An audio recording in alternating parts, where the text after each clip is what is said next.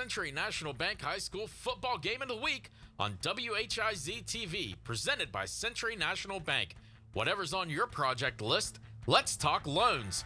And brought to you in part by Kokona's Furniture and Mattress First in South Zanesville. Zanesville and Route 79 just south of Heath, always making it easier for you to furnish your home. By Fink's Quality Cars and RVs, Fink's Harley-Davidson, Fink's Southside Collision, and Fink's Easy Leasing and Rental.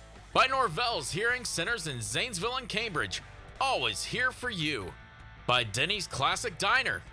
And by Foxfire Schools, free public alternative education serving students grades K through 12. Scoreboards are provided by the Fink's family of motor vehicles and services with instant replay coverage, courtesy the Ohio Educational Credit Union. 24/7 banking convenience wherever and whenever you need it. In today's game, Tri-Valley tries to finish the season strong as they travel to Maysville. This is the Century National Bank High School football game of the week. Well, good evening, everyone, and welcome to the WHIZ-TV game of the week. I don't think, Coach, that there is a prettier venue in high school football tonight. Oh, what a sight it was when that just before the sun went down completely. That sky was red and blue and purple, and yeah, it's a beautiful setting, beautiful field, beautiful setting. I'm Kevin Rao. That is the coach, Doug Clifford. We are at Maysville High School tonight in South Zanesville. They welcome in Tri-Valley, which Frazersburg, Dresden area, sometimes called North Zanesville. So this is the battle. They had to go through town to get here. But it is a big night for Tri-Valley, trying to keep their playoff hopes alive. They're not mathematically eliminated. They would have to have a lot of things happen, however.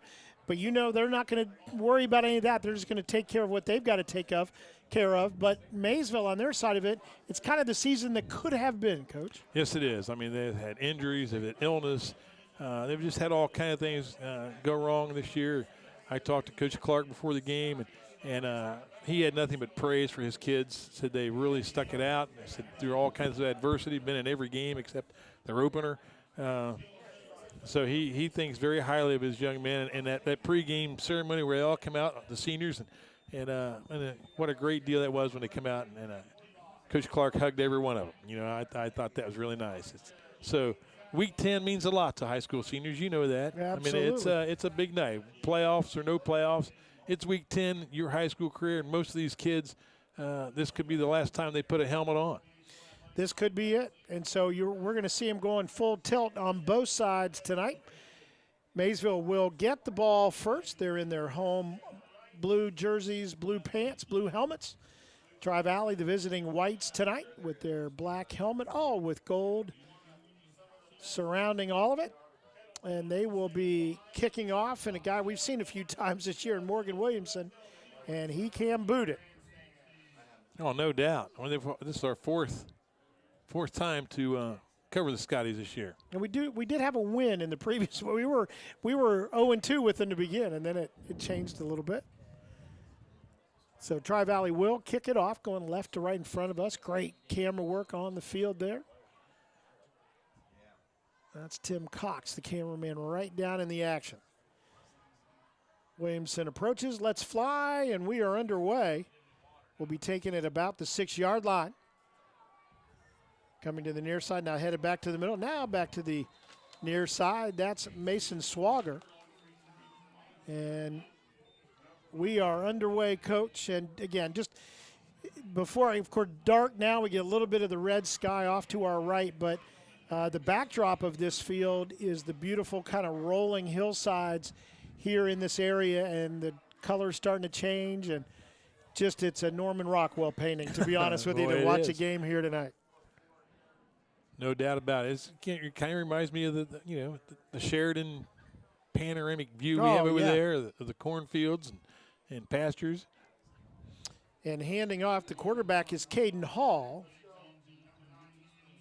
And getting the football was Easton Smith. And he'll pick up about 4 yards on the opening carry of the night. Well, it's like head coach Craig Clark is from the same school of coaching I went to. He's running a guy in from the sideline with the play instead of holding up 400 poster boards and going through the series of hieroglyphics. Nice fake. And again, up the middle. And this time it's the quarterback, Caden Hall. And he's a big fella. He weighs 225. He's just a junior, too. And got a strong left arm that we saw in warm-ups. He can get it down the field a little bit. That looked like that read option play that we've seen, and it's just ubiquitous. It is. Throughout football today.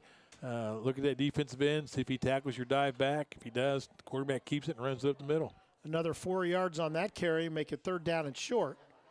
Quarterback hanging on again. Did he get there? I don't think so.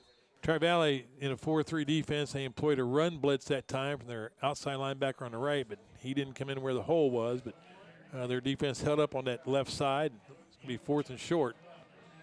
So just a yard on the play. Well, unless they have a one-man punt team, I think they've sent a couple of subs in, but that doesn't look like it's a punt team to me. It does not. Very early going. If you're Maysville, you want to do what you can. Coach Clark playing for the win. He's not playing for the feel-good safe spot. Caden Hall under center, handoff more than enough. But the ball's on the ground. They're picked up by Maysville.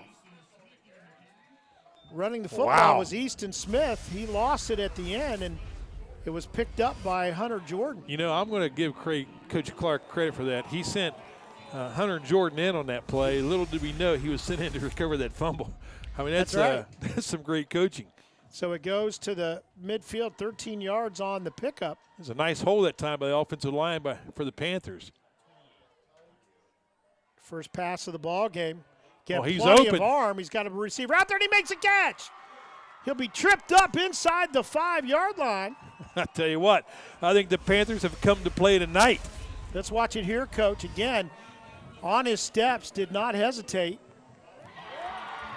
Perfect pass. And that's Mason Swagger.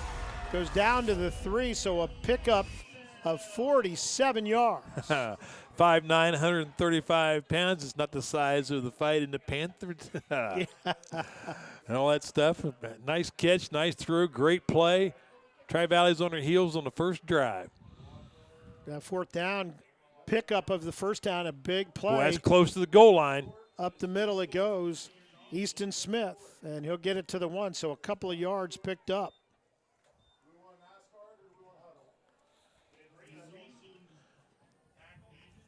So 2nd down and goal from the 1, and trying to get in is the quarterback. Touchdown. A little second effort. Yes, it was, maybe 3rd. And he will get into the end zone.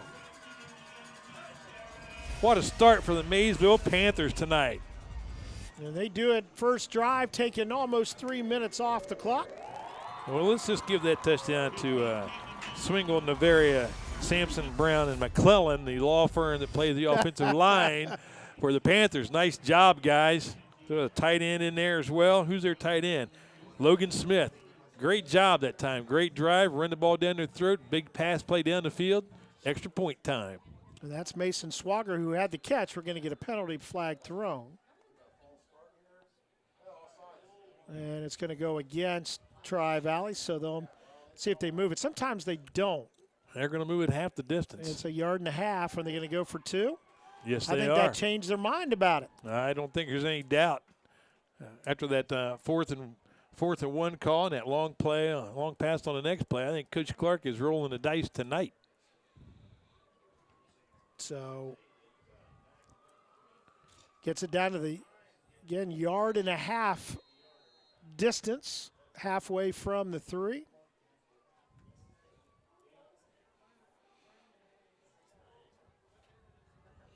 Okay. And they're going to line up, again, kind of that power eye formation behind him. Up the middle it goes. And he's in. Did he get in? Yes. He did. Wow. So that's Easton Smith on the carry for the 2-point. Let's watch it again. I like it. Big fella. Easton Smith, 5'11", 200 pounds, and that was at the beginning of the season. Fullback. So it goes to 8-0. We'll take a quick timeout. Kickoff coming up. Tri-Valley, their first drive when we come back.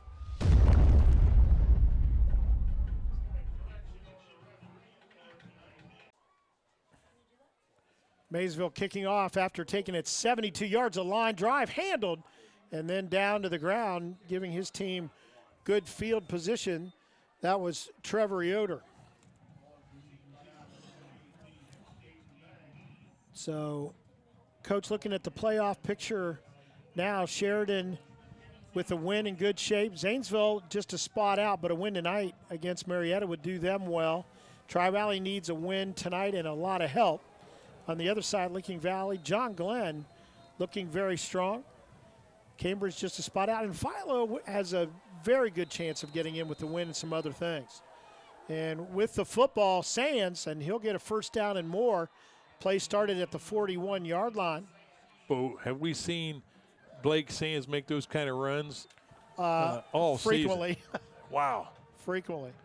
So he'll get it out to get it inside Maysville territory down to the 40, we'll call it the 43, so a pickup of 16 yards. And this time, Fritter will keep it and bring it up the middle. That counter play to the quarterback, backside guard and tackle pull from the left and come block to the right side of their offensive line, and the quarterback fakes the ball to Sands and keeps it himself. That's a predetermined run that time. That's not a read. So down to the 44-yard line. I'm sorry, to the 39-yard line. Pickup of a short 4 on the play for Fritter. And back to Sands, and boy, he finds the crease and he may go. Yep. Back judge just trying to get way out of the way. That was going to be the only issue there. Man, I tell you, I saw the right guard come across and trap to the left side, and wow, that play was wide open. 39 yards, Coach. And again, we've seen that a few times this season. He just takes off. Oh, you get Sands in your secondary, and he's been untouched. He's probably going to finish that way. So Sands, 39 yards. Good response by the Scotties. You go for 2 all right away, Coach? Well, you know, I wouldn't, but looks like they are. The way they're running the football, I don't see why they shouldn't. So Fritter with Sands to his right. And it'll be Here comes the reverse. Pantaleo, and he will run it into the end zone. And just like that, we are all tied up at 8. Neither team taking a bunch of time. We haven't even played 4 minutes of this one. There you see Pantaleo. Good blocking by the wideouts there. And he gets in untouched. Let's take another timeout. 8:15 to go in this opening quarter. Both teams with a touchdown and a 2-point conversion. That's where we are, 8-8.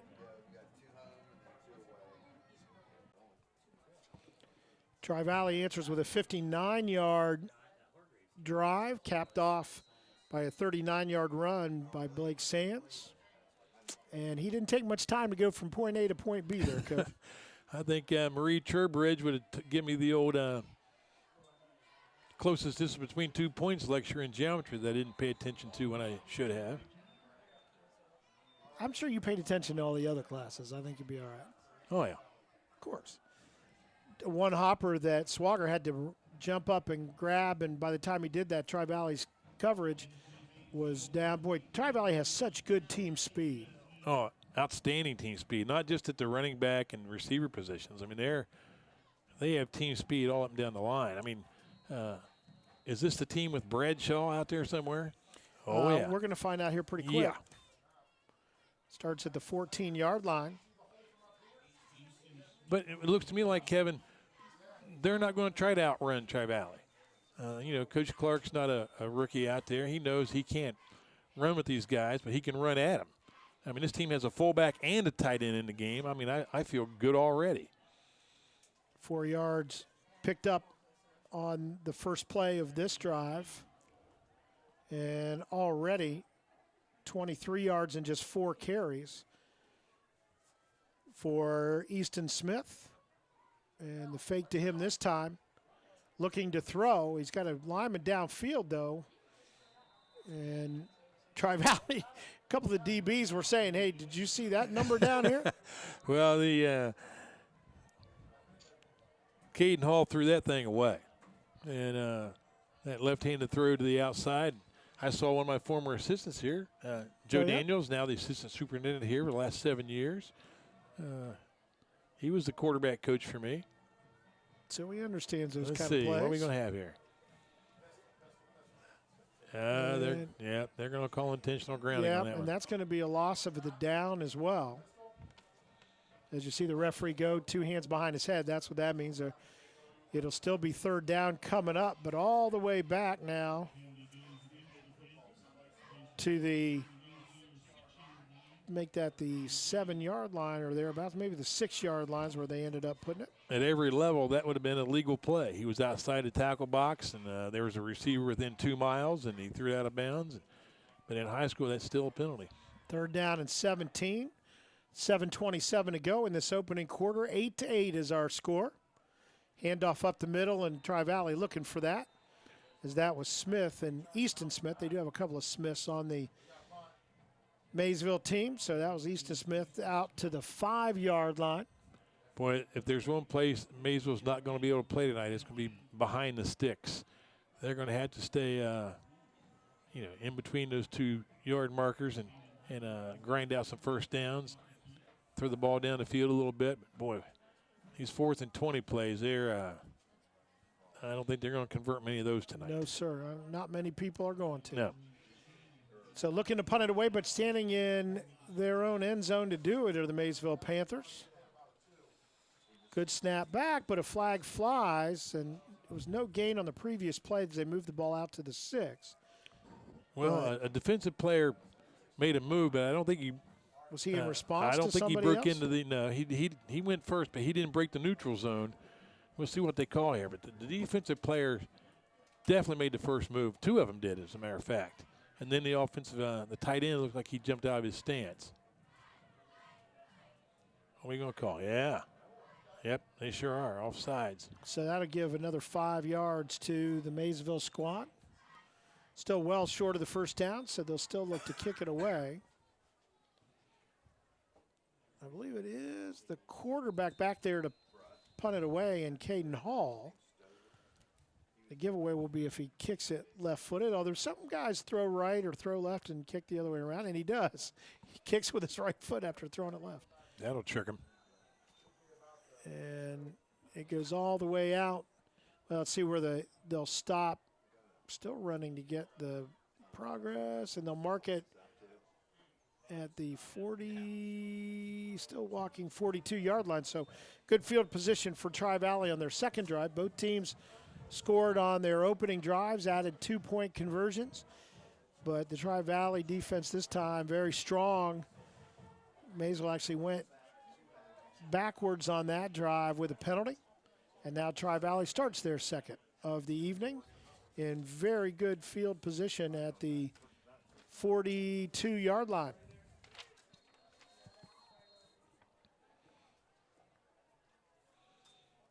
And little cross buck. Pantaleo, stiff arm, gets some yards, gets into the open. He'll cut it back. Still going inside the 20 to about the 14-yard line. Strong run. Well, Tri-Valley's going to take advantage of their speed and attack that perimeter, that's for sure. So down to the 15-yard line. You know, most teams in this league don't have a back as good as 33 or 22 for Tri-Valley, and those guys, they were in the same backfield at the same time. That's almost unfair. So this play will start at the 15, 1st and 10. Pantaleo this time will try to bounce it out left side, and he'll be corralled by a couple of guys out that way, including Jake Swingle. Well, that's a good thing about, the thing I like about Pantaleo and Sands is they can run to the outside. They have great speed, but they'll run between the tackles and put the shoulder down and run right through you. Pick up a 4 on the play that time for Pantaleo. The Scotties go this time to Sands and his speed to the outside, and they're just not going to get him. If you don't get an angle on him early, he's going to hurt you. Man, that was too easy. I mean, that looked like the guys in blue were standing still. So in less than 3 minutes from their previous touchdown, Sands takes it the final 11 yards. Nice block by Pantaleo for his running mate. He's got both of their touchdowns, does Sands. This time they'll look to kick it. And they've got a good one in Morgan Williamson. Tri-Valley in the lead for the first time tonight, 14-8. Out of the hold of Jalen Goins-Chandler, and a strong one, a good one, and sails through, and he'll make it 15-8. We'll take a timeout again. We've still got 5.5 minutes to go in this first quarter, Coach. We're gonna have to have some players run it a little bit, let that clock run. I don't think that's going to be an issue for tonight. We'll work it out. 15-8, Tri-Valley now in the lead here at Maysville.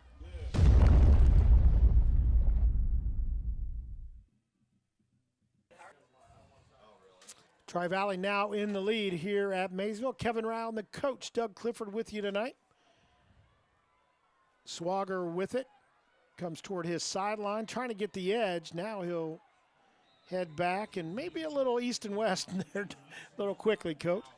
Well, that's great coverage. You can hold a team inside the 20-yard line. That's usually the standard for every kickoff team around. Man, that ball is going to be at the 15-yard line.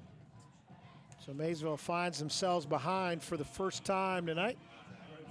Well, I think they just need to stay with their game plan, run that ball, play action pass, avoid those, penalties and things like that, and stay in this game. Caden Hall, the quarterback. Run play for him all the way that time. Out to about the 20, or make that the 19-yard line to pick up a 4. I think that's one of the biggest differences in the high school game since I coached, Kevin, is usually the only time the quarterback ran was if you played an option team or he scrambled on a pass play. Now they're every team we've seen this year, they have predetermined runs for the quarterback where there's no option involved, and they just take off. 2nd down and 6 for the Panthers. And they got a couple of big bodies back there in the backfield tonight. And they're going to run, again, little counter coming that time to Alex Warren. His first carry of the night, and he'll actually lose a yard back to the 18. Rice, that's right. Did I say that right? Ben Rice? Running the football? No, Alex Warren, I think. No, Ben Rice made the tackle. Oh, I'm sorry. There you go. No, that sounds exactly right, Coach. Well, there you go. That's two Sorry things about I've got. that. That's 2 things I've gotten right today. Changed my battery and that is a long story that we may have for you later tonight. We'll keep on that. On the 3rd down play, looking a little bubble screen over the middle and just a little too tall. He was looking for Easton Smith, but tell you what, Tri-Valley had it pretty well defended. Well, they did. They had the pass rush on. The linebackers are sitting back waiting on the play. That's lucky that wasn't picked off and walked into the end zone. So the first pass from Caden Hall went for 47 yards, set up their touchdown. Since that time, he's missed on a couple. Well, last time he definitely punted away. We'll see if he punts here to this near sideline or across the field. He's going across the field. That's a dangerous kick. And it's going to hit at the 46, get a little bit of a little better roll for Maysville. So to go to about the 48-yard line. So a 34-yard kick, no return for Maysville. But Tri-Valley, again, just great field position to start things out just in their own territory. I wish the viewing audience could see this magical wheel you came up with, Kevin. I mean, that thing. It tells fortunes, too. So I don't think the sundial was even more complicated than that. Keep that thing away from me. You know, it's something my dad used. It's this little wheel. Man. One of these days we'll show it to the audience, but it is far from perfected at the moment. 1st and 10 at their own 48. Sands kind of picking his way through the line. He'll end up running for about 9 yards on the play. Boy, I bragged on the Panthers' offensive line on that first drive. Boy, I tell you what, the Tri-Valley line is dominating the line of scrimmage right now here in the first quarter. It's anchored in there by the center, Caden King. He's a big boy. Sands already with 75 yards in just 4 tries. Fritter's first pass. Look out. He's got a receiver wide open, and it's just that easy. Gee whiz. Nice throw, nice catch. That Wachter? It was Wachter. Well, we've seen him make some big catches this year. And there's another one. So he goes, we're just trying to get the yardage. That was a went from the 43-yard line. Well, So 43-yard pass and catch and run. The way Tri-Valley has ran the ball tonight, a little play-action pass, that just holds everybody. I even held the defensive backs. No one was near Wachter. Nobody was even close to him. So still 304 kick from Williamson is good. So 43-yard pass play from Fritter to Wachter. And Tri-Valley, after falling behind in this one 8-0, has scored 3 touchdowns. And, Coach, they have scored them in a hurry. Yes, they have. They have not been denied yet. Again, we'll take a quick break. Maysville will have their chance. Need to get going to tighten this one up early so it doesn't get away from them. We'll see how they do when we come back.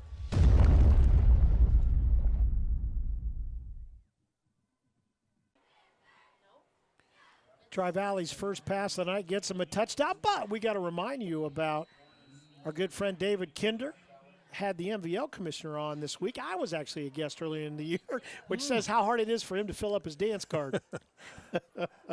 Bless his heart, the best dressed announcer I've ever seen. Well, he is, and he's a good guy and a great announcer. So yes, he is. And he finds ways to get himself on the air all the time. We fight with him when we're in the same booth because I just don't want him to know those things. Yeah, but when he slips us that $20 bill to say nice things about him, by golly, we just never miss a beat. You got 20, huh? I'm going to have to talk to him about that. Maysville, a little better field position this time, is out to the 29-yard line. And that's where this drive will get started for the Panthers. But, boy, they're starting to create a little bit of a gap here, are the Tri-Valley Scotties. So they've got some work to do on the Maysville side here to not let them get too far away. Easton Smith on the carry, out to the 31-yard line, a couple of yards on the play. Well, a 2-touchdown lead, even this early in the game, really frees up the defensive coordinator to let the creative juices flow. He can take some chances now, knowing that if they give up a big play, they're not going to lose the lead. So he can employ run blitzes, pass blitzes in long situations. So we'll see what he does here in a 2nd and 8. It is 2nd and long, clock ticking down inside 3 minutes to go in this first quarter. Pitch coming to the near side, but Tri-Valley just great speed. It looked as though he might be able to turn the corner. That was Caden Hartman running the football. But, boy, did Tri-Valley close quickly. They had good blocking at the point of attack. They had the front 7 blocked. The outside linebacker, someone cracked on him and kind of covered him up. And I thought, well, this, like you said, this is going to be a nice play.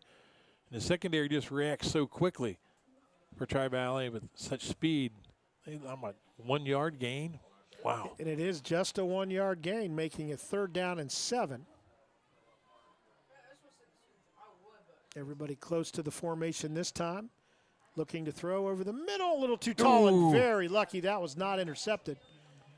Because in the secondary, Ben Rice, there he is again. Boy, that was almost a early Christmas gift right there. And it just short-arming the football a little bit. And what happens when you're off that back foot and short-arm it, and we've talked about it before this year, that ball just sails on you. And that's what happened there. The one place you don't want to overthrow the ball is down the middle. Because there's usually a lot of people hanging out. Yeah, they are. So another punting situation for Maysville. Well, look out. Look out. Yep. Put a man under center and then motion him out. And getting a rush and just getting it away. Taken at the fair catch by Keaton Williams at the 47-yard line. So a kick that time of just 21 yards. You know, the field position for Tri-Valley reminds me of that old expression, you know, when it rains it monsoons. Because, I mean, they've either been just on their side of the 50 or already in Maysville territory on every offensive possession. So the 47-yard line is where the Scotties will get started. Fritter threw his first pass last time they had it, and it went for a touchdown up the middle this time. Maysville defense stunning their linebackers up in there to, you know, slow that run game down, and that's one of those things. You know, you live by the sword, you die by it. You blitz in the wrong place, that means there's no pursuit coming from the backside, and That's what gives up big plays. But they're almost forced to do that. Couple of yards out to the 49, 2nd down and 8. On Look the out, reverse look comes out, look out. Pantaleo. He's got a crease. He'll cut it back.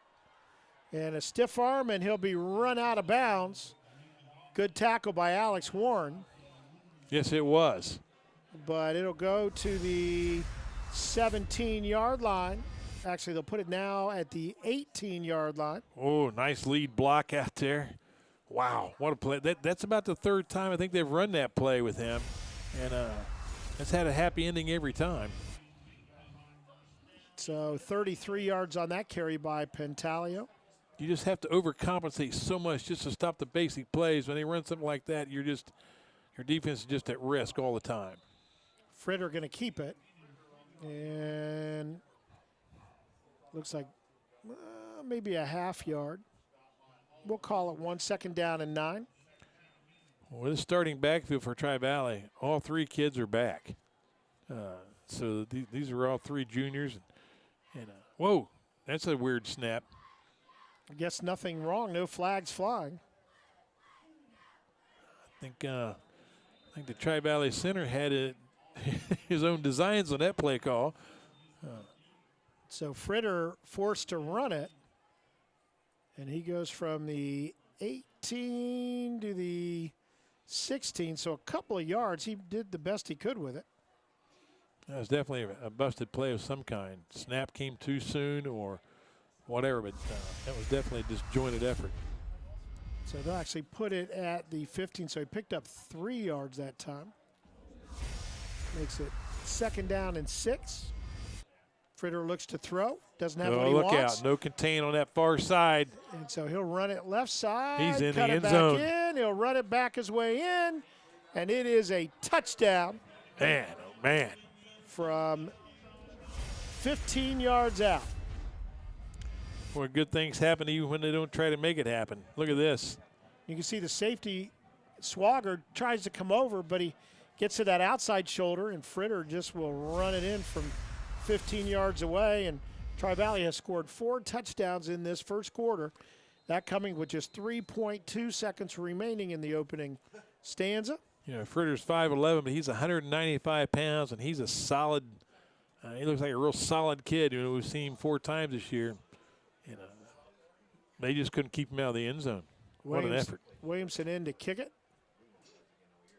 And the kick is true right through the middle. And that'll make it 29-8.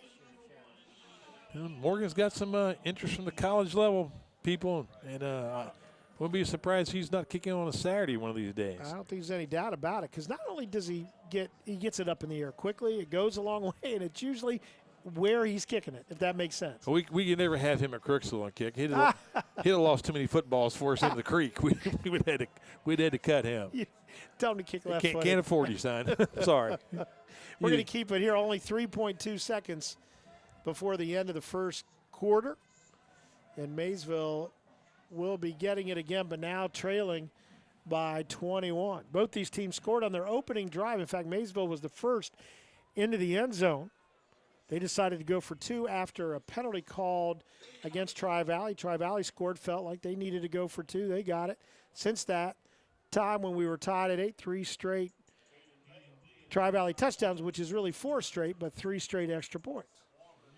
Well, I don't see any difference in the effort from either team, but the big difference I see in this game is the kids in the white uniforms are a whole lot faster than the kids in the blue uniforms. Yeah, that has been the determining factor. Caden Bay kicking it off. Swagger will get it. Cuts a couple of times. Loses the handle. Look out. I think Tri-Valley's on that one. Tri-Valley says they have it, and they're going to have it at the 20-yard line. Maysville will have some time to draw up the defense here as the first quarter has ended. But it has been, since the opening drive for Maysville and they scored a touchdown, it has been all Scotties since then. We'll take a timeout. 29-8, the score. Tri-Valley in the lead here at Maysville.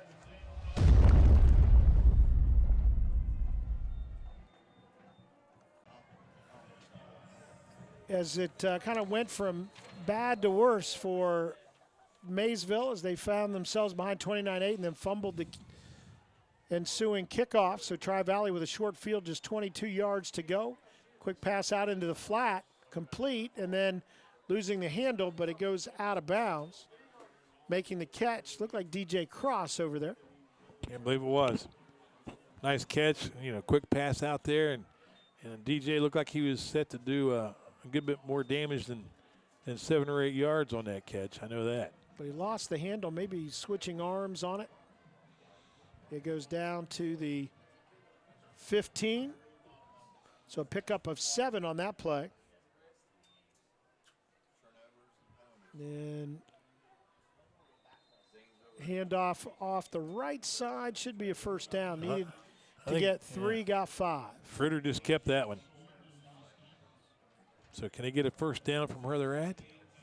They already have. Yes, they can. They got a first down on that play, and they can get another one just short of the goal line, it looks like, maybe to 2. So we'll call, actually, I think, well, let's see where they're going to put it. Put it at they call it the 10 on the scoreboard. I think it's 11 probably. Yeah. And it'll be Sands up the middle, and he'll be knocked down at around the 4. So pickup of 7 for Sands. Boy, Coach Fell just made a play call where he just tells Sands, just get behind the lineman. They'll take you where you want to go. And it was right at the heart of the Maysville defense that time. So down to the 4, now a penalty. Let's see who that will go against. I think we're going to have some movement. I see the Maysville defensive players pointing at the Tri-Valley offensive line.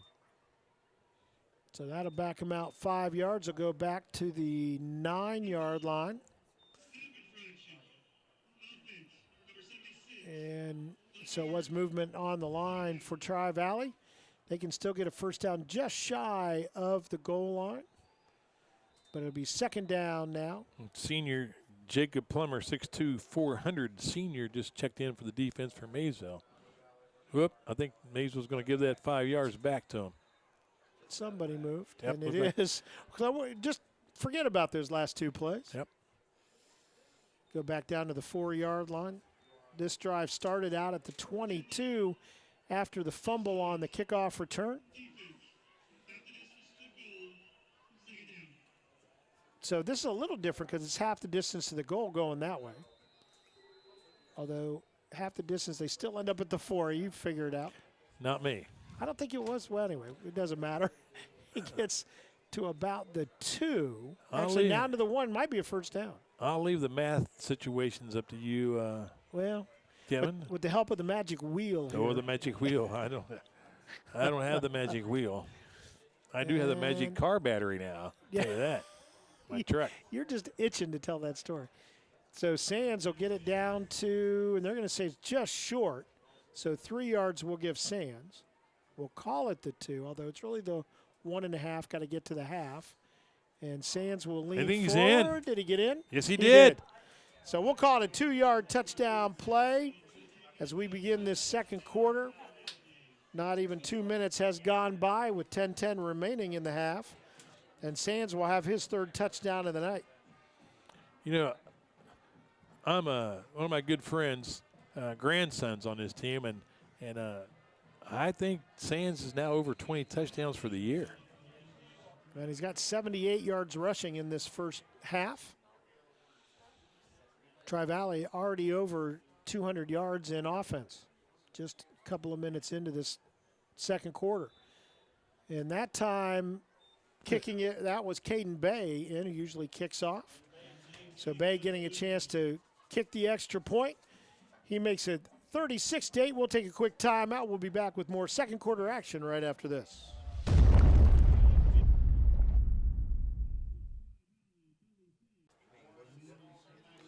So this time Tri-Valley is going to trade a little bit with their kickers. Caden Bay kicked the extra point, and it'll be Williamson to kick off. So must have made a deal over on the sidelines about who was doing what, because they've got 2 good ones. We were talking during the break, Coach, about how lucky they are to have 2 kids of that quality. I mean, which one are you going to send in to kick that game-winning 40-yard field goal? Williamson will kick it to about the 5.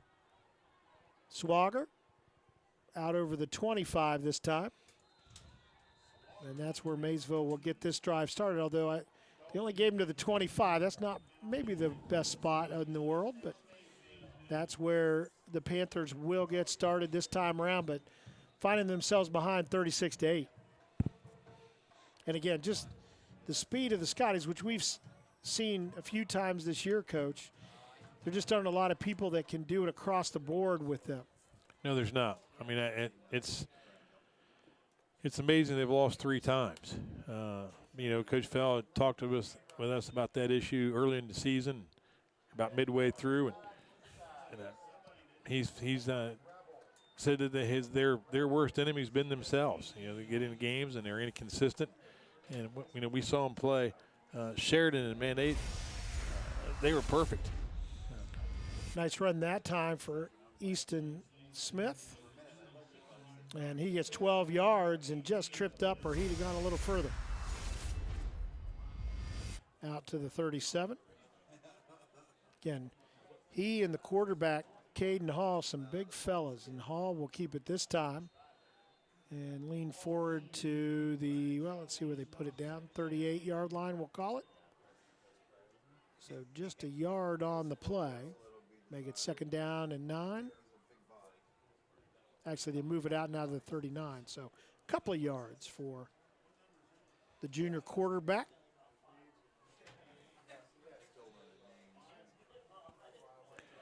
.906. It's still left here in the first half. 36-8. Wow. Here comes Bradshaw. And the quarterback calls his own number. Hall will get it to the 39, another couple yards. Well, 76 for Tri Valley. Guy Bradshaw, we've called his number many times this year. He was situated in a 2-point stance and looked like he was definitely going to crash the inside, and he did. He was made first contact that time on a tackle. Boy, he's just about as pure a defensive player as we've seen this year. Yeah, Kevin. no, he's exciting to watch, which you don't say a lot about defensive linemen / linebackers. 3rd down and 6. Hall going to run it himself again, but this time he'll hit a wall, maybe a yard, but it'll make a 4th down. Well, there's a nice stop that time by the defensive right side for Tri Valley, and all they do is allow Bradshaw coming from the left side down that line of scrimmage like a bullet, and he just applies the hammer shot to the running back's back. Wow. So a yard on the play, make it 4th down and 5, and kicking situation again for the Maysville Panthers. Well, it looks like Tri Valley's defensive coordinator solved the running game issue from that first drive. Yeah, because Maysville looked like world beaters on that first drive between the long pass and then consistent running plays. And they're going to run a fake. The pass, as our quarterback is the punter, and it will be a 1st down. Good call, Coach Clark. So from one Caden to another, it goes from Caden Hall to Caden Hartman. And it goes from the 42 to the 48, so a 10-yard play. I think Coach Clark may need to hire on with the Chicago Bears to make some calls. Their head coach has been a little careful. I've been watching those guys because my daughter lives out that way. Man, nice call on a fake punt. Handoff goes to Smith, and maybe a couple of yards to the 46. So 2nd down and 8. I think we may have the blueprints for whether it's four down territory or not. Yeah, I think we may see that again. I don't think we're going to have to worry about that. Bringing in the play for Maysville is Colton LaFollette. And he'll split out wide to the right to the near side. See him there at the bottom of the screen.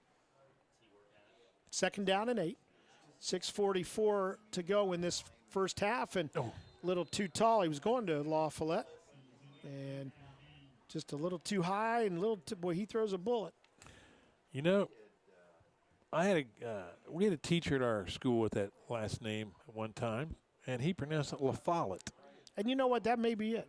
That may be it. But there was a senator many moons ago. Just, yeah. And maybe he said it LaFollette. I'm going to go with you, Coach, on that one, LaFollette. We'll check it. 3rd down and 8 now after the incomplete pass. Look out. And Look out. He's left-handed. That's the way he wants to roll. He's got a receiver down there, but stepping in and making the interception That Rice? is – nope, it's Jalen Goins-Chandler. Yep. Ball was underthrown. He did a You're good right. job. He's eluded the pass rush to get a great job. But he just didn't stop and set his feet and try to throw that thing off that back foot and just didn't have enough on it. So taking over Tri-Valley at their 23-yard line. Well, Goins-Chandler played that pass perfectly. Hey, he's a good athlete. He does a lot of things well for this Tri-Valley squad. Seems like we call his name a lot on both sides. Yes, we do. I mean, he gets involved in a lot of aspects of their game, but defense he has really shown this year. Little play action, looking for the screen in the middle. There's Look out. Pantaleo. Oh, nice play out there on the perimeter by Tri-Valley. We'll get to the 29. Let's watch it here, Coach. I mean, that's well set up. It's got the defense fooled, but not number 15 for Maysville. He wasn't fooled a bit. Caden Hall. So 6-yard play makes it 2nd down and 4. Fritter tonight perfect. 3 for 3 on the night. 3 different receivers. Handoff up the middle. And that, again, is Pantaleo. I don't know. Was it? Maybe it was. I think it was. Okay. I thought I saw, yeah. So it goes from, yeah, it was. There he is. Yeah. I thought I From saw the 31 in there. 29 out to the 35. So 6 yards gain and a 1st down.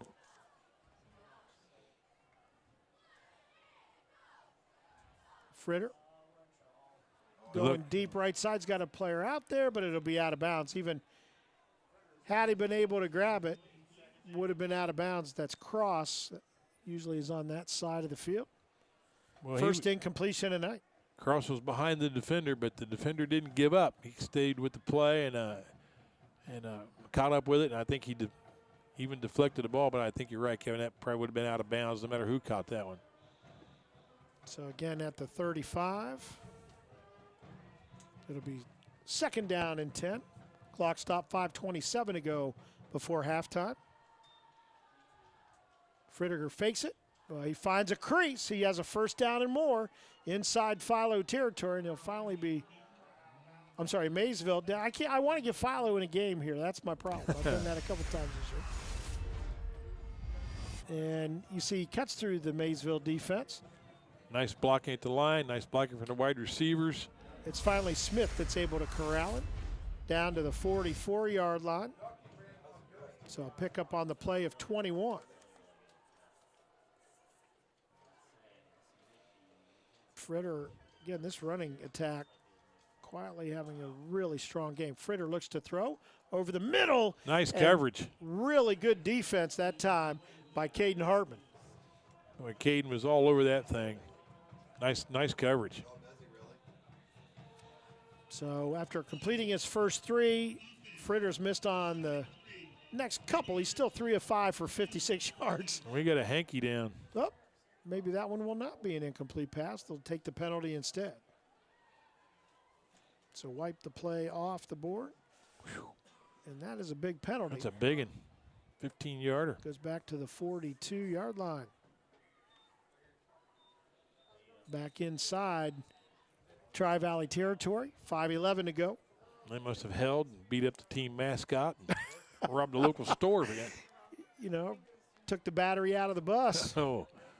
You can help him with that, Coach. Yes. Pass over the middle, complete. Oh. Keaton Williams, how he hung on to that football, I have no idea, because Swagger belted him as soon as he caught it. It was perfect timing by Swagger to break that play up, but, man, the receiver just said, no way, he's hanging on to that thing. Nice catch. Down to the 47, so 11 yards on the throw. Nice catch, Keaton. Wow. And it was his first catch of the night. Still now 2nd down and about 13 to go. We'll call it the 48-yard line. Taking some time to arrange things in the backfield. Pantaleo back there with Fritter, and Fritter going to look to throw it. They're going to throw that screen pass and make it work this time. I think he's gone. Well, you got a couple of guys out there. I think the straight monster got him on that one. That was well executed. So Pantaleo all the way down to the 12-yard line. So on the play, a pickup of 40 yards. I think he got his feet tangled up with one of his own guys. The guy had thrown a block, was on the ground, and I think Jordan just kind of got his feet tangled up with him. So ball at the 12. Drive started at the 28 on the other side of the field. And Fritter, after a fake to Pantaleo, will take it down to about the 9. You know, I just don't think it matters where Tri-Valley starts with the ball tonight. They are executing well. They're running the ball well. The great blocking, great execution on the screen passes. And they look sharp tonight, and they look fast. So 3 yards on. The carry makes it 2nd down and 7. They can get a first down inside the 5. Timeout. Let's see what that's about. Looks like the officials called it. And nope, they're saying we'll sort it out here in a minute. I saw a referee take credit for calling a timeout. But I don't think anybody called it. I think the official needed it for some reason. Tri-Valley started heading over to their bench, and officials calling them back. Yeah, they're bringing a young man out of the game. He may have a little bit of blood leaking somewhere or something, equipment issue or whatever. So 2nd down and 7 at the 9. Tri-Valley right now, 199 yards on the ground, 107 in the air. So total offense of more than 300 yards in this first half. Clock ticks down close to the 3-minute mark. Fritter fakes the throw. Whoa. Now he'll have to find some room to throw it. Comes around the edge, a nice block on the outside, but it's going to be a penalty out here. Another penalty on the sideline. So we'll sort it out here. I think it was a late hit. I think it might have been an illegal blindside block before that. Well, that's one of the big boys for Maysville. It's really slow, number 71. Yeah, that's Jacob Plummer, one of the seniors recognized tonight. And he is not a little guy, 6'2", 400 pounds. Well, the player that came out earlier was number 62, and I think the referees thought he may have been a little bit dazed. I saw the trainer on the sideline working with him from Maysville. And now Jacob, he got to his feet. Yeah, he's walking a little gingerly, that's for sure. Well, when you get a big player like that and you're making that block, sometimes you think better of it because he was moving. But good technique took him down, but probably from the blind side. The ball was at the 9 to start. Let's see what happens here. As referee approaches his mark to call it. Turns on his microphone. We're going to get a personal foul on the blindside block against Tri-Valley.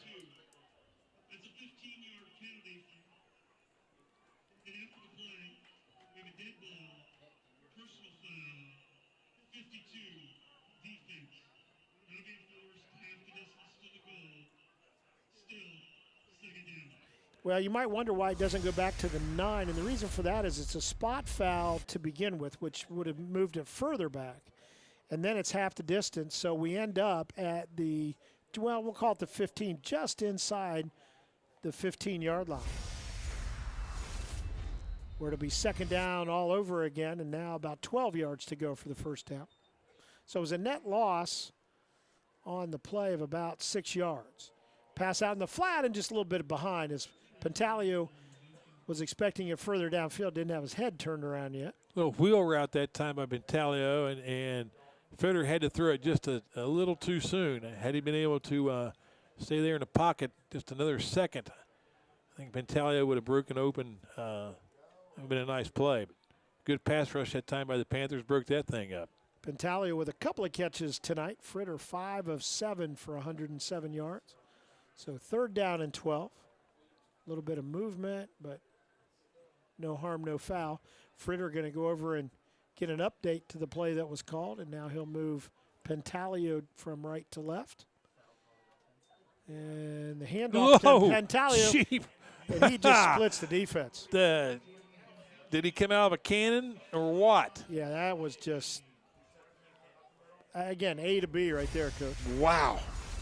I mean, it's There's over now. nobody there. It's over now. Yeah. He did not get touched at the line of scrimmage. That's just great blocking right at the net. He does it with 2:50 to go in this first half. His first touchdown of the night. That's about the quickest. What was it, about a 14-yard touchdown run? 12 yards. 12 yards? That's Yep. the fastest 12 yards in history of the MVL right there. If that was a 12-yard dash, he wins. So Williamson back in to kick the extra point this time after Caden Bay was in there last time. And he kicks it right through the uprights. We've got 2:50 to go in this first half. Since the opening drive when Maysville scored and added a 2-point conversion, it has been all Tri-Valley. They now lead it 43-8.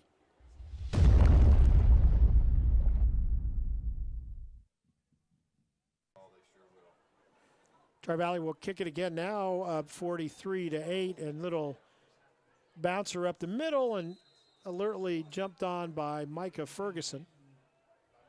And Maysville will get started there. But, Coach, we were talking 211 rushing yards now for Tri-Valley among 3 runners. Pantaleo now leads with 81 yards, Sands 78 yards, Fritter with 52 yards, and nobody's had more than 7 attempts. You know, Tri-Valley could finish tonight with 3 kids with over 100 yards rushing apiece. Yeah, if they stay in that long, that could certainly happen. So Maysville needs to get some kind of momentum going here. They're going to do a quick pass out in the flat, but a little too tall. Almost intercepted. That was Trey Cannon, who would have scored in a big-time hurry. Oh, it looked like he was running a pattern on this play. Oh, you'll never have a better chance than that. Cannon's going to be thinking about that one, a senior. Oh, baby. But it will go as an incompletion. And after the 47-yard first pass completion that set up the touchdown for Maysville, they've gone 1 for 7 in their next passing with an interception in there. So 2nd down and 10. And out in and getting a first down. Nice job that time by Caden Hall to pick his way through the Tri-Valley defense. I mean, that was not a straight shot at all. He kind of weaved in and out. Nice play. Picks up 13 yards quickly to the line. He's going to roll left. Again, he's a left-hander. And the throw is complete. And they're going to mark it at the 45, so pickup of 6 yards. Hurry up offense by the Panthers. They're doing a nice job of executing it too. Alex Warren on the catch.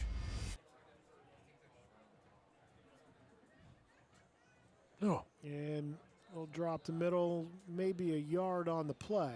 That's one of those plays as a coach you think this is bound to work because they're going to be looking for the pass. Those defensive linemen will stand up. We'll get into them. And Tri-Valley had none of it. And maybe a yard on the play for Smith. Quick throw out in the flat. Did he get it? Nope. Yep, they say he did. The 41-yard line. Yeah, I thought he caught that cleanly.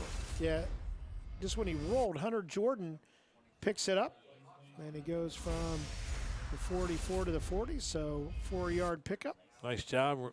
Ran the exact amount of yardage he needed, +1. Picked up the first down. Throw nicely caught, Swagger. And he'll get it down to the 31-yard line, a pickup of 9. Great execution by the Panthers on this. They're down to 124. I mean, that's been a nice drive. We have a timeout here by Maysville. Let's take that time out. 1:24 to go in the first half. Maysville down, but driving.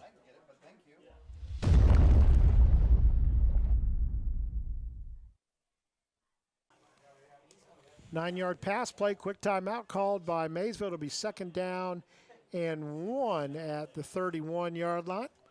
1:24 to go. Kevin Rao and the coach Doug Clifford with you tonight from Maysville. Panthers trying to fight back after giving up 6 straight touchdowns after they scored on their opening drive. Caden Hall is the quarterback. He'll hand off to Smith, but Smith, there's Bradshaw to knock him down for a loss of a yard. Actually, he lost a couple of yards. He's everywhere, Coach. Yes. And, I mean, he's like the turf. You can't get away from him. 3rd down and 3. Hall just going to drive straight ahead, and he should have the first down at the 28. He does. Clock will stop until the ball's reset.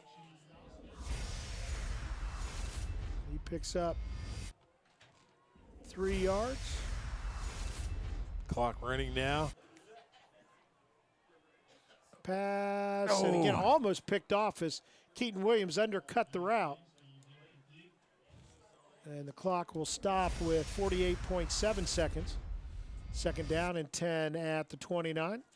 I think he got his hands on that one. That's the kind of play, if you don't get your hands on it, it's a touchdown. Yeah, Caden Hartman was the intended receiver, and Caden Hall does not leave much in the bag when he throws it. He lets it go. 48 seconds left here in the first half.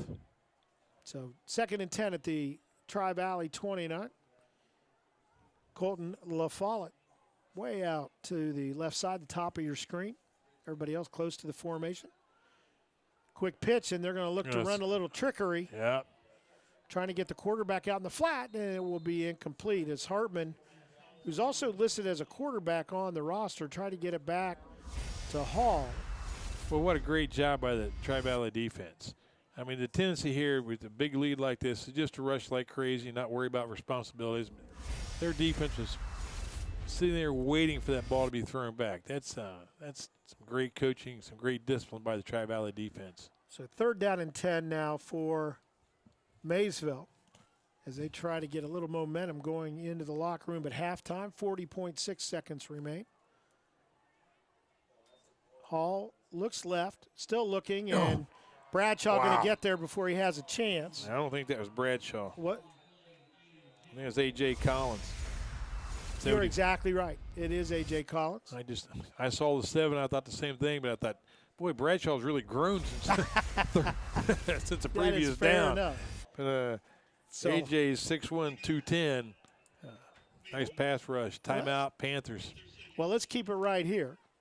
And remind people, next week we will not be with you in the first week of playoff action because WHIZ will be bringing you the Veterans Day Parade on Saturday morning. And so there you go. Live at 10 o'clock. We hope you can join it. Join us then, and it'll be Brian Wagner and Carolyn Flegel will have the call for you, the parade. I remember back in the day, my dad used to do that mail-in route. I used to do the Zane's Trace Commemoration Parade right in front of the courthouse. So, but the Veterans Day Parade now is the big deal, and we'll have it all for you next week. We hope there'll be a game in the following week that we can do. It's a little weird for us because of the Friday-Saturday configuration. Yeah, depending on that, will be whether or not I, apply for unemployment. As you do every year, and I don't blame you a bit. 35-yard line. 4th down. Need to get to the 20 for a first down. Throw down that way, and it's going to be intercepted. He could have knocked it down and got it out closer to midfield, but there's something about getting that interception that you just can't. That's right. You can't tell him no. It was Jalen Goins-Chandler on the pick. You don't put down a knockdown in lieu of punt on your resume. You do not. You put down how many interceptions you have. 23 seconds exactly to go in this first half. DBs could give a hoot about the punt they return don't care. guy having a chance to return a ball. They do not care. That is not a category that shows up in the paper. And he's such a good athlete. You just can't turn him off. You say, no, please don't. So it is first down and time taken on the field. Well, the referee was helping Ethan McClellan with a By the way, helmet issue. We'll talk more about Ethan in the second half. He's one of our favorite guys. Yes, he is. He's the best. We know him a lot from basketball, but he is absolutely one of the best. So first down and 10, a long mesh point. They're going to look to throw. Oh, man. And they've got a receiver wide open, Wachter. He already has one tonight. Or he got him down close, didn't he? Nope, this will be his second touchdown. And he'll cross the goal line with 9.3 seconds. Uncontested Let's touchdown. take a look here. Uncontested.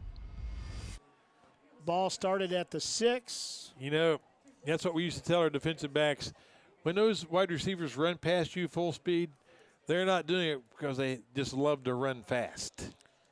They're going down there with something in mind, and that time he went right past the defensive back from Maysville, and the defensive back, the safety, was looking into the backfield, and that's just can't be doing that kind of stuff. So 94-yard touchdown pass. Fritter already has one to Wachter of 43 yards. And makes it 49-8, can be 50. As Caden Bay back in there, his turn. You think they flip a coin over there? Oh, I think there's probably a little bit of debate going on.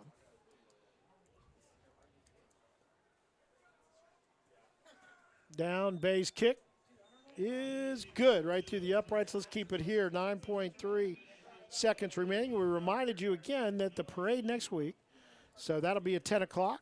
We hope you'll join WHIZ-TV for that. Then after that, we'll see if we can do something, Coach. We're going to work on it, huh? And then people are really looking forward to your reappearance during basketball season. There's a lot of talk around town about that. You know, I think you should be careful about some things you claim as fact on the air. I mean, there is a such thing. For example, as accountability. I mean, I may be on the air. In basketball season, I don't think there's a whole lot of breathless anticipation for hearing me say, man, that boy can jump, man, that boy can shoot. But, I need to catch my breath every once in a while. Take a little drink of water, just keep loose, so we need you there. Well, my receiving skills will follow me from high school. I probably won't even be able to catch that. We have a good time. I'll tell you, this crew, just to be anywhere in any sport, whatever they want, is just a lot of fun. No doubt about In fact, that. we'll talk about this crew in the second half as well. We are lucky to have the talent that we do helping us bring you these games, and we will recognize them in the fourth quarter tonight. Williamson going to kick it off. It'll get down to about the 5. Swagger to the 20, and he'll be tripped up there. Good special team play by Dylan Richardson, the senior. We'll check in with your boss to see about my basketball future, and whatever your mother says is what I'll do. She's in favor of it. Okay. Then. I mean, I'm going to tell you straight out, if you weren't doing it, she would miss you greatly. Okay. If I didn't do it, she might notice about week 3. So,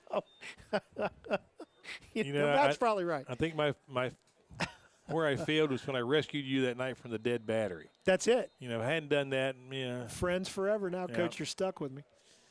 So just 3.3 seconds remain. Maysville going to look to throw it downfield. Why not? See what kind of arm that Hall has, and it's going to be knocked down.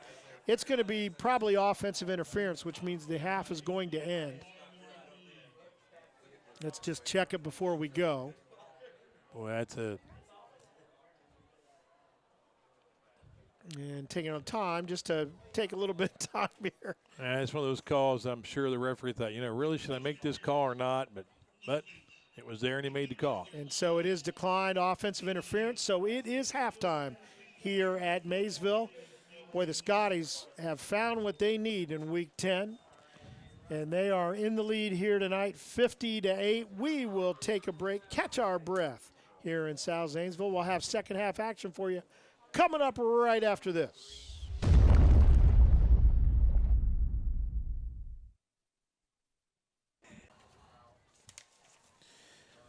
Welcome back to the WHIZ-TV Game of the Week. Kevin Rao and the coach, Doug Clifford, brought to you by Century National Bank. Maysville will kick it off to start this half. Tri-Valley will get it at the 27. And that Sands will get it out to the 39-yard line. And Tri-Valley leads at 50-8. We'll have a running clock in the second half, at least to start things. And boy, I tell you, it was an offensive performance for the Scotties in the first half. You can see 412 total yards, Coach. That's hard to believe. And you can see they had, when you talk about the 3 running backs, or the 3 guys running the football, quarterback and a couple of running backs, they all had solid first halves. Well, we have a fresh quarterback in the game, that's for sure. And the run up the middle is Sands.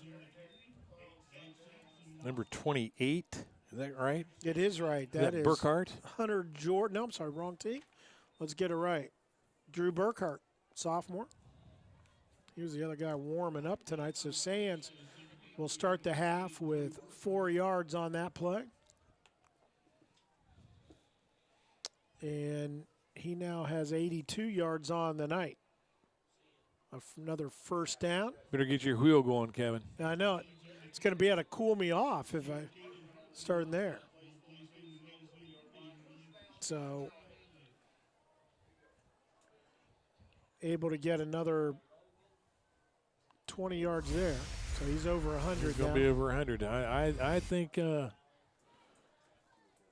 I would guess that Tri-Valley staff is going to try to get all their main guys 100 yards. Maybe not their quarterback, since Fritter's out of the game now. Yep, that was actually right at 118 yards on the carry. And this time, the new quarterback, Drew Burkhart, and got a flag thrown. Let's see if it's against Tri-Valley. It's usually where holding is.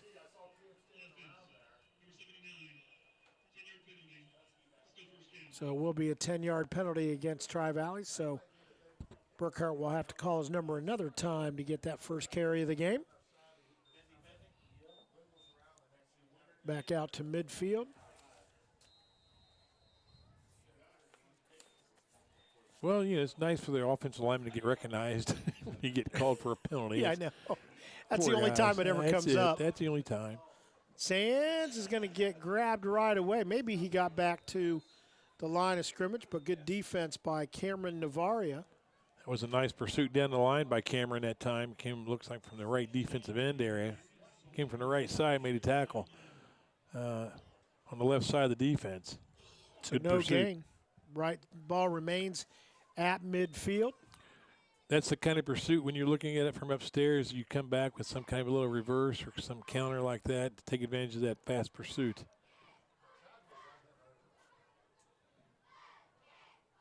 Looking to throw as a receiver, it's Williams. And he'll spin inside the 35-yard line to the 34, so 16 yards on the play. Nice pass that time by sophomore Drew Burkhart. Ball's on the money. Williams' second catch of the night. But after the penalty, still need to go a bit for the first down, 3rd and 4. Ball on the 34-yard line. Oh, wow. Look at the corner up here on that Pentale. That's Wachter. Man, And he is right up on him. But the running play will get the first down. Sands, I believe it was Sands. Let's check it. It was. So Sands ran it early tonight, and then Pentalio came in, got 81 yards and just 5 carries. Sands back out there now, and it is a first down at the 29. Burkhart rolls, throws in the flat, and almost picked off. Swagger. Boy, he is so quick, is Mason Swagger, the senior. He almost undercut that route. Yes, he did. He read it all the way, stepped in front of the receiver. That's the luxury you have when you're covering the man who's underneath on the pass tree, and just nearly came away with an interception. Now, again, we've got a running clock, so we'll continue to run. Even, rock, I can be a little more hip. Sands up the middle, and he'll have the first down, keeps his feet, and then gets through another tackle, and he'll take it into the end zone. Wow. 29-yard run. So let's take a look at it. That wasn't like the previous touchdown runs. He's hit here. So he breaks one tackle, breaks another tackle. Duck that head. Breaks another tackle. You can't bump him and knock him down. So 39-yard run for Sands. And here, let's see if we can. So that makes his 4th touchdown of the night. And he makes it 56-8. In to kick it is, let's see whose turn it is. Caden Bay, I believe.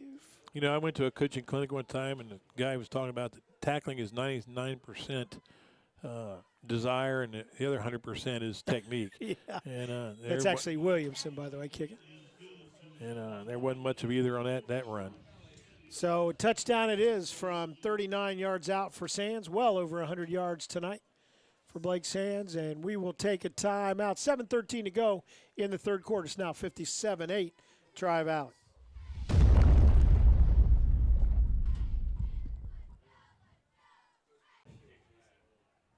So Tri-Valley tonight has scored a touchdown every time they've had it, and they just scored their 8th touchdown.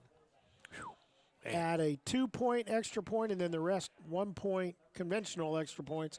That's how you add them up to 57. Well, I was wondering if they had really come to play or not when Maysville took the opening drive and went down the field on them.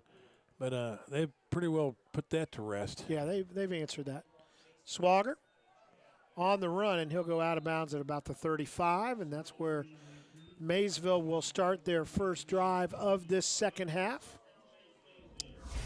In this week 10, Coach, we made it. We know what it's a little cool out there tonight. The press box is nice and warm, but temperatures are going to fall into the 20s tonight. I think it's the first. This is as close to bad weather I think as we've had. Yeah, for the entire season. So we've been very lucky. So the ball will start at the 35 or beyond the 35 for the drive to start. Caden Hall, the quarterback, and little play coming over this side. We know that player. There's yeah. Bradshaw. I'm not even going to say his name. Okay, Bradshaw, I'll call it out. Yeah. Stayed home for that reverse, made a tackle for a loss. Loss of 6. That's what I like about football players like that. I mean, he plays 100% all the time, but he also takes care of his responsibilities. I mean, he stayed home on that reverse play and just sitting there waiting for it to come back. Nice play. Yeah, he's I usually say kids operate, some of them just at 5th gear all the time. He's about 7th gear. Well, he plays just like he plays like a senior should. Hall will throw on the flat and incomplete. Trying to get it out there to Caden Hartman, who has 1 reception on the night.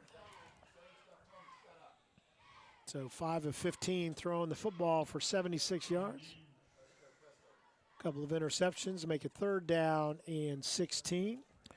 I think, with a score like it is, a lot of people would question why you have your seniors on the field. And I think on any other Friday night besides week 10, you wouldn't. But this is those guys' last chance to be out there. And I'm sure that's the reasoning behind some of the Tri-Valley seniors being on the field. I'd play them too. Yeah, I mean, this is, as you said, Coach, this may be the last football game they suit them up for. That's right. Hall rolls. Bradshaw chasing. He'll get rid of it beforehand, and I think he heard him coming. And he'll just throw it to an area near some receivers. Make it 4th down now and 16. Well, that was a good decision on his part. I mean, Caden saw that had he tried to force it in there, his receivers were blanketed with coverage, and that would just been a great opportunity for an interception. So he just wisely threw it, like you said, in a spot where nobody was standing, but close enough to the receivers not to draw a flag. Hall is the punter as well. We've seen him convert a 4th down earlier. He's a left-handed thrower, right-footed kicker. And it'll go to the 40-yard line. So 31 yards on the kick, and that's where Tri-Valley will get the next possession started. Nice fair catch that time by Keaton Williams. Actually, they'll put it at the 41. He must have been leaning a little bit. And that's where they'll start. Ball placement is a science unto itself. It is indeed, and we have seen some good scientists and sometimes some mad scientists. Some mad scientists, exactly right. So, again, it's Burkhart at quarterback, and we're going to get some movement, I think, against Tri-Valley. They'll move it 5 yards from the 41 to the 39. I'm sorry, from the 41 to the 36. I can do math. I think that looks like Dalton Hazen. At quarterback? No, at the running back spot. Oh, okay. Yeah. That's who has the ball. And he will get it. And number 14, you see there running the football. His first carry of the night. Doesn't look like they lose much in the speed production department. No, sir. He hit that hole quick. And he is a junior, 5'7", 160-pounder. And he gets 3 yards on the carry. He's going to get it again, and he's going to spin. And nice move. Very close to the first Still down. on his feet. His team's going to push him ahead, and I think enough for the first down. So close the books on the starters tonight. 143 yards for Blake Sands and 11 carries, 4 touchdowns.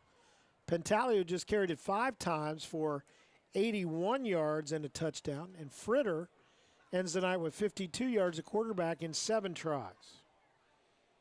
And over 500 yards now total offense, and we'll leave it at that.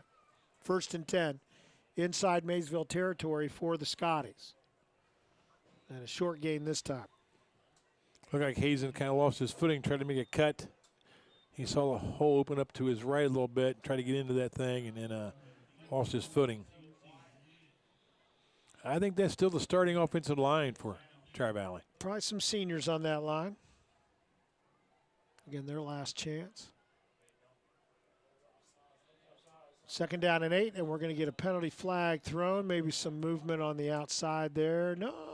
Well, I think it's offsides, Kevin. Yeah, looks like the referee's signaling there. Pointing over that way. Somebody must have just leaned into the neutral zone. I didn't really see any movement.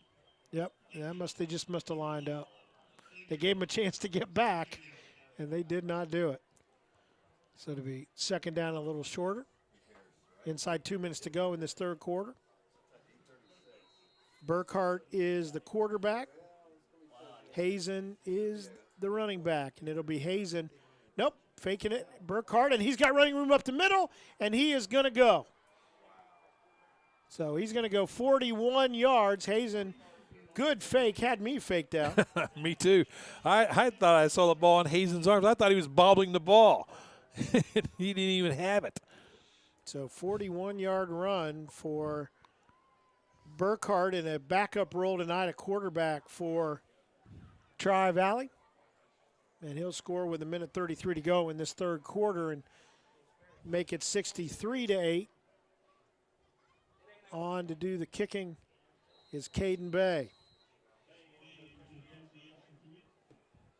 That is a great indication of kids who are well coached. When you can bring in your backup running back and quarterback, and they can execute your offense and not miss a beat. And the kick is good for Bay. He makes it 64-8. We'll take a timeout. Tri-Valley has not let up. They've scored a couple of touchdowns in this 2nd half, lead it big, 1.5 minutes to go in the 3rd quarter.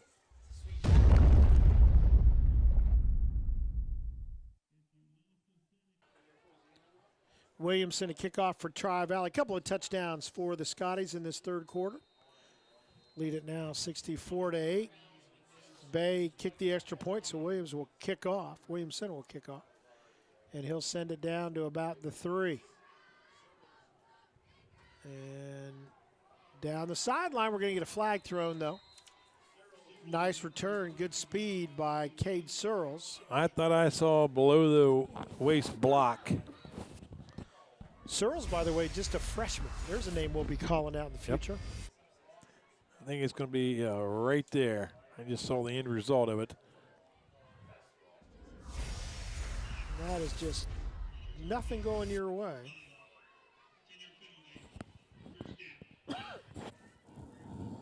So they'll mark off the penalty. 1:14 to go in this 3rd quarter. Again, we got a running clock, which is a 30 or more point lead in the 2nd half. That's what happens, although it does stop on a touchdown or on an exchange of possessions. And it'll start now even before the play starts, and running it and being thrown down for a loss as carrying the football for the first time tonight. That is Ethan Heckel, a junior. Nice tackle by Ben Williams. And no gain. Timeout called. Not sure why. Let's check it. Now they'll start it again. There we go. Well, you know, head coach Craig Clark for penalty. the Panthers. Sorry about that. There's penalty on them. So it'll be 1st down and 5. Sorry, Coach. But Coach Craig Clark has done a great job here at Maysville. Certainly this game tonight is no indication of the job he's done. He's had the Panthers in the playoffs. Had some great seasons. This year's just been a tough luck season, but boy, tonight it's a tough pill to swallow for your seniors to go out on a game like this. And a new quarterback in there as well on this drive. That is Marshall Humphrey, a junior. And that will do it for the third quarter. When we come back, we'll recognize this fine crew. And we look forward to wrapping up Week 10, but a quarter more to go, 64-8. Tri-Valley leads it here at Maysville. Back with fourth quarter action after this timeout.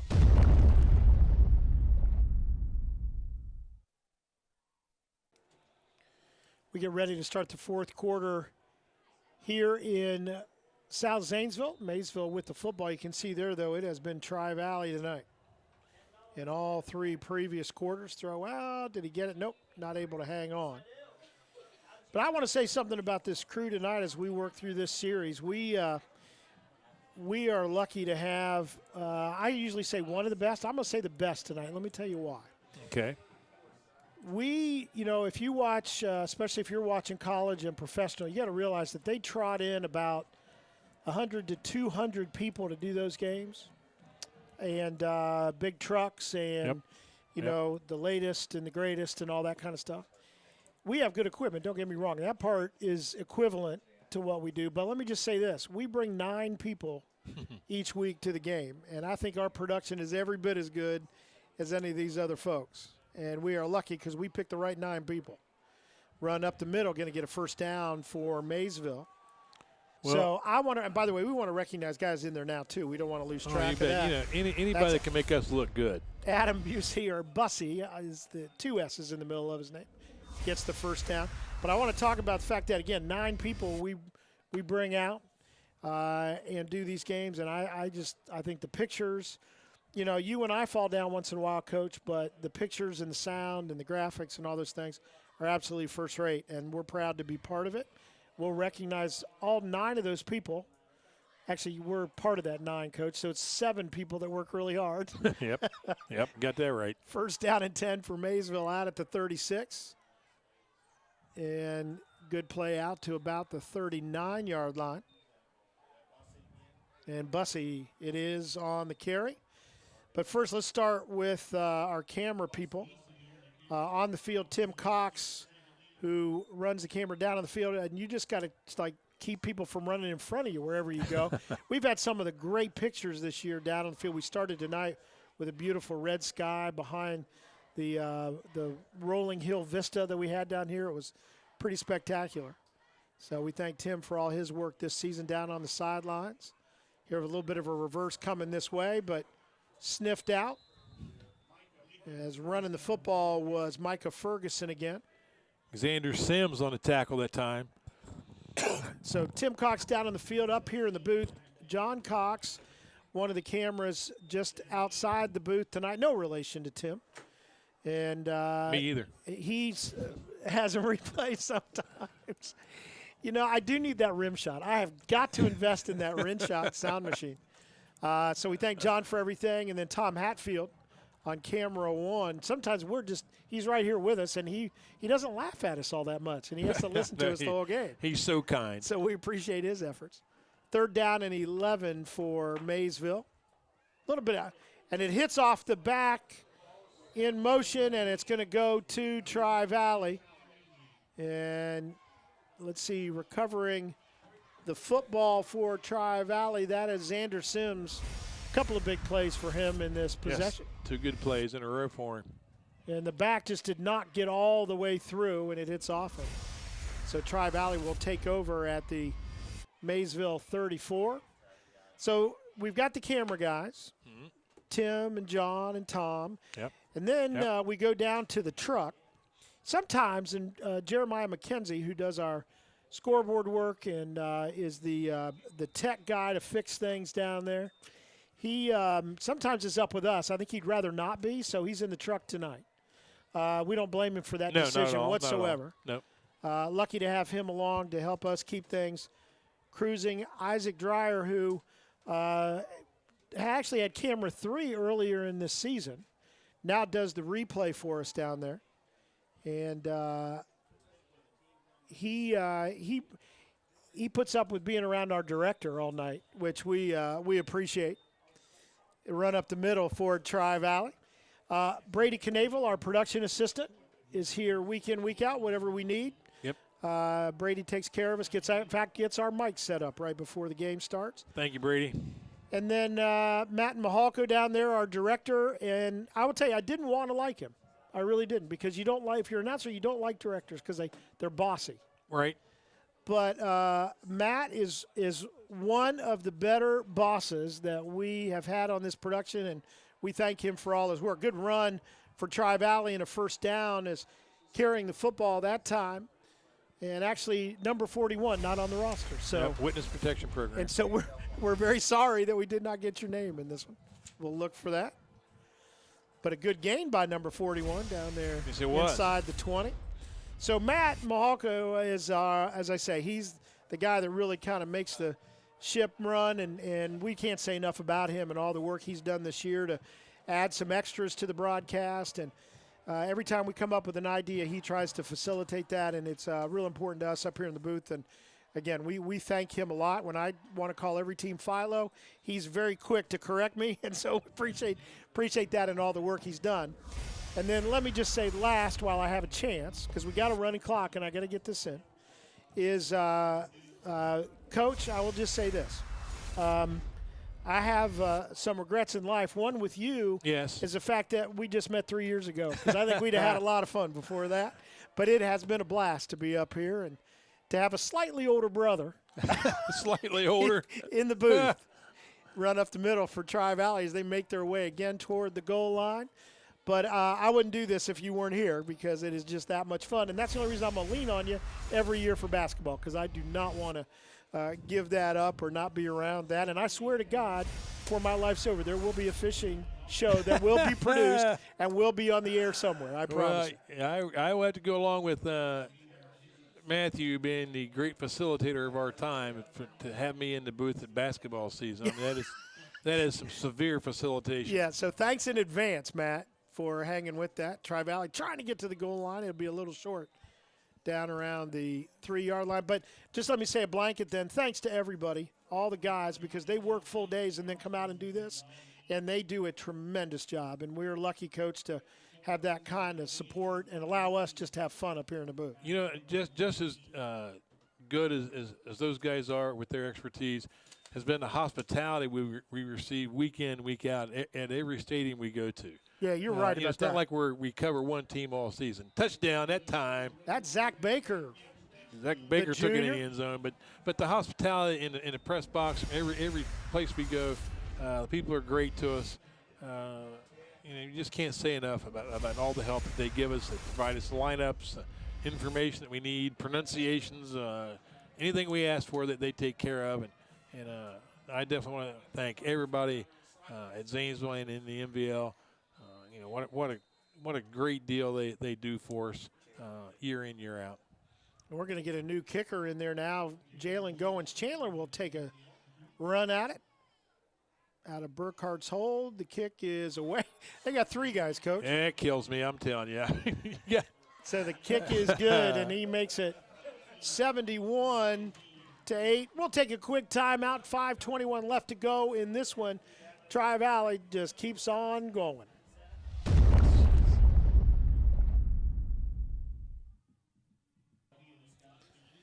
And there you go, the moon above the stadium here in South Zanesville as Tri-Valley scores. Their second and third team guys now lead at 71-8. And, Coach, they just scored every time they've touched it tonight, 10 touchdowns. And they've just done it with a bevy of people out there tonight. Well, Coach Fell came in after Justin Baltimore left to Tri-Valley, went to Granville, and boy, the Scotties haven't missed a beat. Look out. Look out. He may go. Let's see if anybody can catch him. Look out. Keep Trying going. To get him from behind. Keep going. Oh, yes. It will be a touchdown. So nice running job. all the way down the field, that was Cade Searles. And you know what? He is only a freshman. He took it at about the 18-yard line. Oh, man. And so he will go 82 yards on the touchdown return. There he goes. Oh, man. Searles will have 3 more years with him. My guess is we're going to call his name a couple of times. I bet that's not the last run back we see from Cade. Nice effort. Great effort. By golly, you're down 71-8, and you take a kickoff and run that thing back. Great job by the kickoff return team. Great job, Cade. Never quit. 82 yards he goes, and he's out there on this extra point team. You can tell. I think he started drifting toward the sideline, and they went, no, you're in still. He's one of the – he'll be a wing over on the right side of the field, the top of the screen, as they'll go for 2. And the throw will be a little too tall, so no good on the 2-point try, but a big touchdown for the freshman, Cade Searles. 71-14 is our score. We'll be back after this.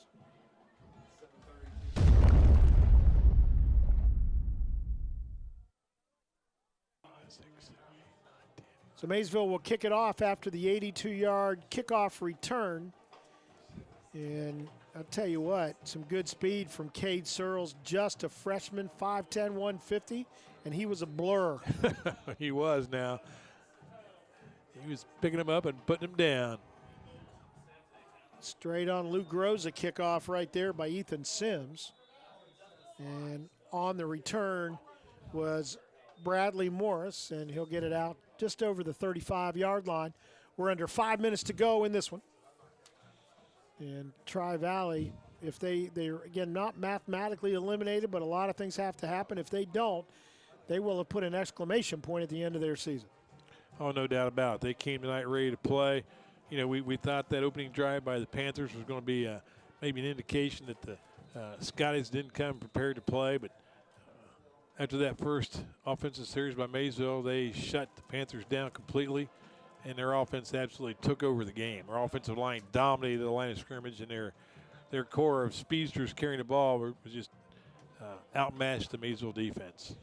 So Tri-Valley 1st and 10 at their 36. And a run up the middle. That looks like Zach Baker. Good gang tackle by the Panthers. That'll be about a 4-yard gain, second and a long 6. 9 seniors graduate from the Maysville squad, so the bulk of the team returns next year. Well, and they'll bring back their quarterback. Caden Hall is just a junior. I think their 2 starting running backs, though, are both seniors. They are. Easton Smith and Alex Warren are both seniors. My guess is we may see Cade Searles in that spot. Oh, baby. You if bet. he gets some open field, he's going to be tough to bring down.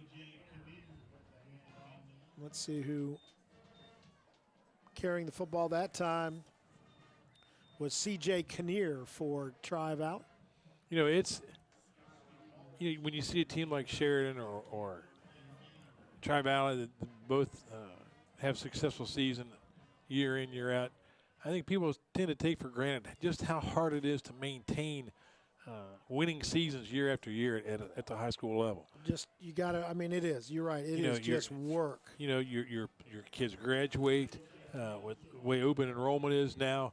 You might have a kid on your team one year, and the next year really be counting on him, and he's wearing a different collar. So, things change all the time. So it is no easy task. My hat's off to Coach Fell. He's continued his program at Tri-Valley. And I'm sure that the Maysville Panthers under head coach Craig Clark will be back next year. That was Isaiah Armstrong, by the way, in the last carry. He'll get it on this carry as well. And he will not get the first down. So Maysville will take over on downs with 2:25 to go in the football game tonight. And again, we will have next week off, but don't turn your TV off on Saturday morning. You have live coverage of the parade at 10 o'clock in downtown Zanesville. Brian Wagner and Carolyn Flegel will have it for you. And the camera guys I was telling you before, they'll all be there running the cameras that day. And they apparently cameramen go in a brood. That's what John Cox said. It's a brood of cameramen. Well, Brian Wagner is the guy who hired me. Wow. So you can blame him for all my. Oh, nice run! Nice run! And he's got Keep some going! room. Keep going! And He's in! Did he get in? He did. That would be a 45-yard touchdown run. What an effort! That was Ethan Heckel. Boy, another guy with some speed. Just a junior. He's just a junior. So maybe we found those two running backs, Coach. I'll tell you what. I think Coach Clark will be looking for is a bruising fullback because it looks like he's got a couple of tailbacks ready to roll. So with 1:59, it's a 45-yard touchdown run for Heckel.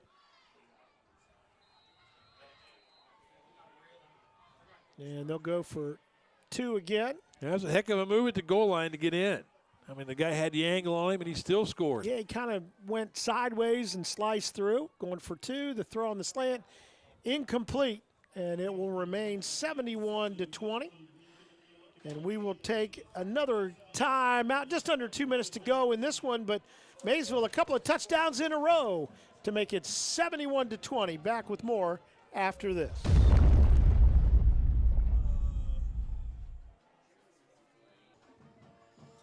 So another touchdown for Maysville. Heckel running 45 yards.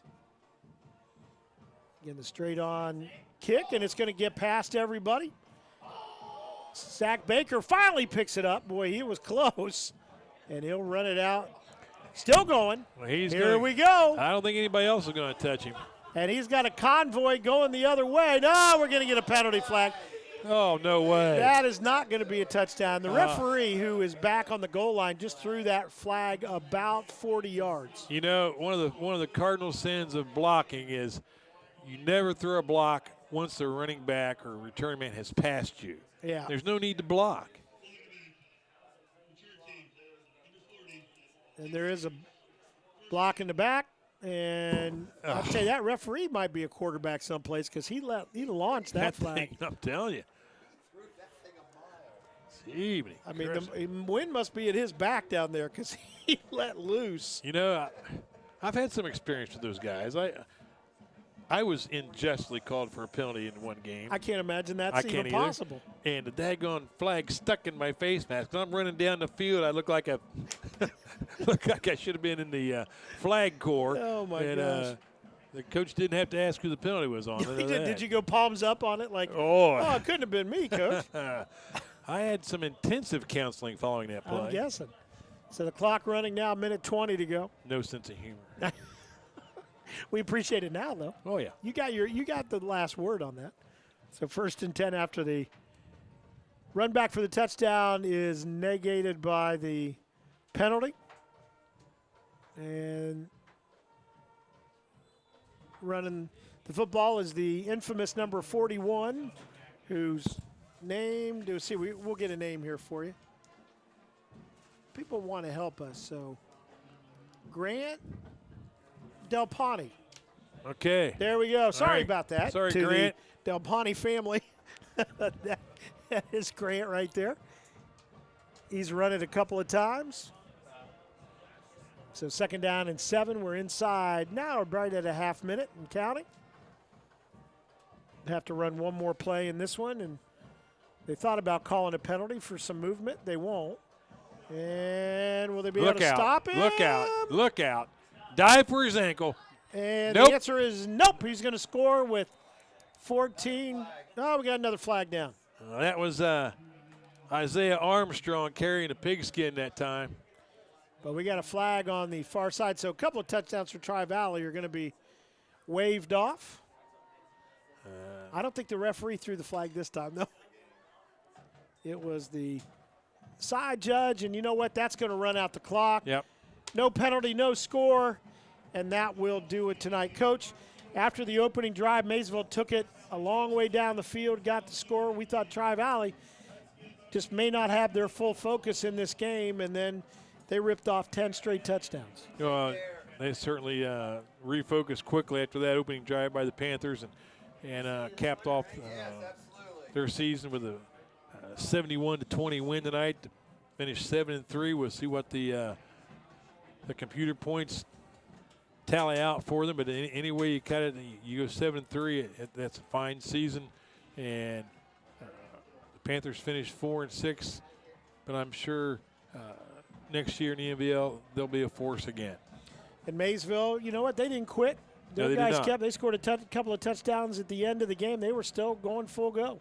Yep, that was very impressive. They got some good young talent coming up, some good young backs it looks like, and their quarterback returns. So I'm sure Coach Clark will have them back in the thick of things. But right now, it's you're a football coach and your season's over, buddy. It is time to kick back and relax a little bit and let the basketball and wrestlers take over for a while. We'll see what we'll do. Hey, if there's a possibility for us in week 2 of the playoff season, we will be back with you. Again, it's got to be a Friday night game. It's got to be a local team.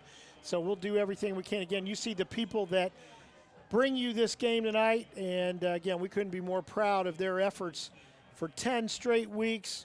It's wonderful for us to be affiliated with these folks. We thanked them individually. We'll thank them one more time collectively. The greatest crew working in the business. Again, Coach and I had a lot of fun with them this year. So Century National Bank. we will wind up tonight for the final time. The final score tonight here at Maysville, it's Tri-Valley 71, Maysville 20. For that entire crew, and especially for my broadcast partner, the coach, Doug Clifford, I'm Kevin Rao. Good night, everyone.